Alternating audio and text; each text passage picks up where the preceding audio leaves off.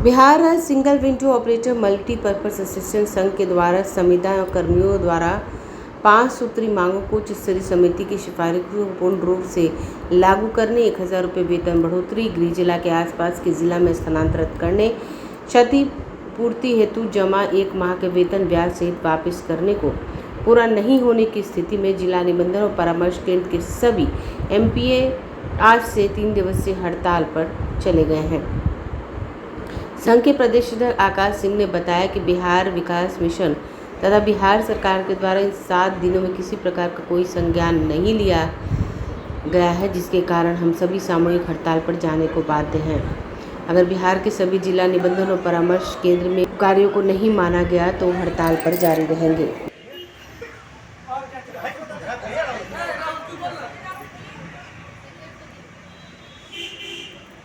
हमारी मांगे पूरी करो,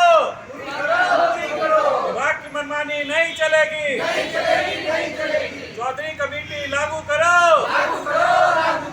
सरकार से हम लोग पहले लिखित में बहुत सा बार हम लोग आवेदन दे चुके हैं। हमारे प्रदेश अध्यक्ष भी वहाँ पे टेबल टॉकिंग भी हुआ है प्रदेश अध्यक्ष के द्वारा और लेटर भी दिया गया, लेकिन हम लोग को सिर्फ आश्वासन के तक सिवा कुछ नहीं हम लोग को अभी तक मिला है, जिसके कारण हम लोग अब हड़ताल पर, ये 4 दिन का हड़ताल अभी है, हम लोग बैठे हैं। 4 दिन के बाद सरकार या विभाग नहीं मानती है, हम लोग अनिश्चितकालीन हड़ताल के लिए हम लोग बाध्य हो जाएंगे। कौन कौन सी मांगे, मुख्य मांगे क्या है? मुख्य मांगे है कि हमारे ये संविदा के लिए हमारे उच्च स्तरीय कमेटी का गठन किया गया था माननीय मुख्यमंत्री द्वारा, जो कि अभी के समय में लगभग सारे विभाग में पूर्णतः लगभग लागू है। सिर्फ हमारे ही बिहार विकास मिशन के तहत जो हमारे जिला निबंधन परामर्श केंद्र में पूरे जिले में 38 जिला में ये चलता है, जिसमें कि अभी तक पूर्णतः लागू नहीं होने के कारण हम लोग को बहुत सुविधा से वंचित हो जाते हैं। इसीलिए हम चाहते हैं कि हमारे ये मुख्यमंत्री द्वारा गठित कमेटी को पूर्णतः लागू किया जाए।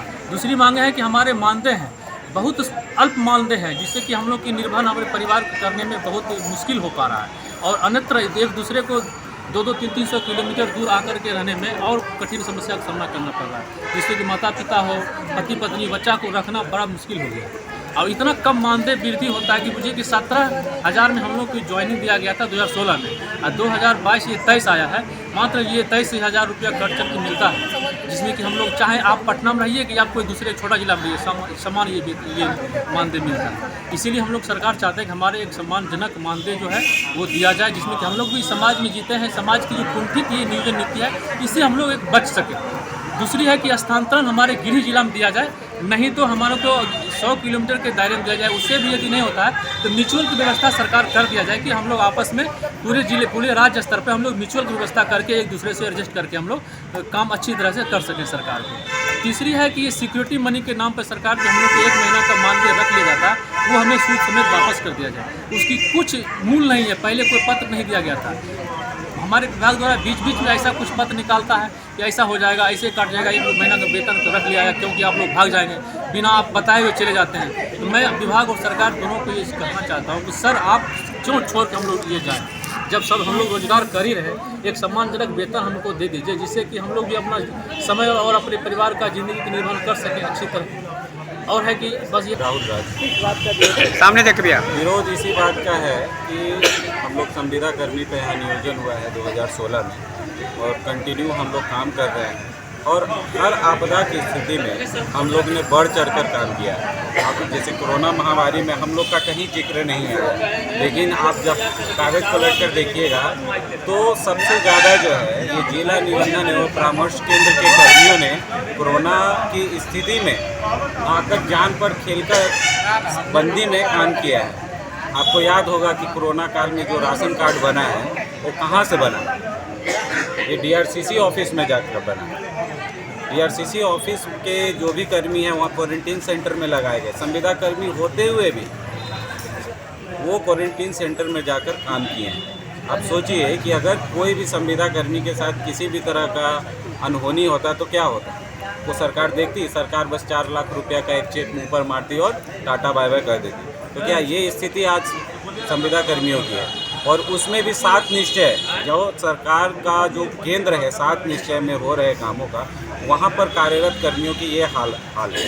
कि आज हड़ताल पर बैठना, किनको हड़ताल पर बैठना शोभा देता है या अच्छा लगता है? क्या कोई चाहता है कि सैलरी कटवाए अपना हड़ताल पर बैठ के? लेकिन मजबूरी है, क्या कर सकते हैं? परिवार के लिए, अपने भविष्य के लिए करना जरूरी है। जब ये सरकार दोहरी नीति अपना रही है? बिल्कुल अपना रही है, क्यों नहीं अपना रही है? कई आप हर विभाग में जाकर आप पूछ सकते हैं कि संविदा कर्मियों का नियोजन कितने सालों के लिए है, 60 सालों के लिए है कि 11 महीने के लिए? सब विभाग में हो गया है 60 साल। सिर्फ और सिर्फ बिहार विकास मिशन द्वारा जो नियोजित कर्मी है 38 जिला में DRCC जिला निबंधन और परामर्श केंद्र, सिर्फ उनका 60 साल नहीं है। EL की सुविधा नहीं मिली है, जबकि संकल्प में सब कुछ है। आप देख सकते हैं, कागज़ में भी है, आप बोलिएगा मैं आपको दे दूंगा कि संकल्प में ये किया गया है कि 60 साल, उसके बाद EL की सुविधा, 16 CL सब है। प्रदर्शन करना जरूरी है, इसलिए जो सरकार हम लोगों का ना मानदेय वृद्धि कर रही है और न ही हम लोगों को चौधरी कमेटी लागू कर रही है। हम लोग को वोट तो दिया गया है कि आप लोग नौकरी कर रहे हैं, पर इस नौकरी में हमारा कोई फायदा नहीं है। हम लोग बच्ची को लेकर के हो या कोई भी चीज़ को लेकर कि हमेशा समझौता पूर्वक ही काम कर रहे हैं। कल भी करते थे, आज भी कर रहे हैं। आज हमारा बच्चा है, उसको लेकर के आज हम धरना प्रदर्शन पे बैठ गए हैं, क्योंकि हम कहाँ पे बच्चे को रख के काम करेंगे। बस में है कि आप हमारा सरकार देखिएगा, सुनिएगा, या हमारी बहुत देखिए ट्रांसफ़र कर दे रहे हैं, उनको निकटतम जिले में ट्रांसफ़र कीजिए। प्लस में है कि आप हमारा जो 1 मंथ की सैलरी रख रहे हैं सिक्योरिटी मनी के रूप में, इसको वापस कर दीजिए। आखिर सिक्योरिटी मनी किस बात पर रखा जाता है? कहा गया है कि हम लोग कहीं नौकरी छोड़कर भाग न जाए। जब हम लोग नौकरी कर रहे हैं, आपको सेवा दे रहे हैं, तो हम कहाँ भाग के जाएंगे? इस बुनियाद पर बोल करके हम लोगों की सैलरी 1 मंथ की रखी गई है। कितने दिनों का ये प्रदर्शन चलेगा आपका? अभी तो 4 दिवसीय प्रदर्शन है, अगर सरकार नहीं मानी तो क्या करेगा? आगे अनिश्चितकालीन पर चले जाएंगे। अगर आपने अभी तक हमारे चैनल को सब्सक्राइब नहीं किया है तो हमारे चैनल को जल्द से जल्द सब्सक्राइब करें, लाइक करें, शेयर करें और कमेंट करें। क्या आप पत्रकारिता के क्षेत्र में अपना कैरियर बनाना चाहते हैं? तो आज ही royal Ashoka institute of mass communication and journalism में अपनी जगह सुनिश्चित करें। आर्यभट्ट ज्ञान विश्वविद्यालय पटना से मान्यता प्राप्त 100% प्लेसमेंट के साथ royal Ashoka institute of mass communication and journalism नामांकन जारी है।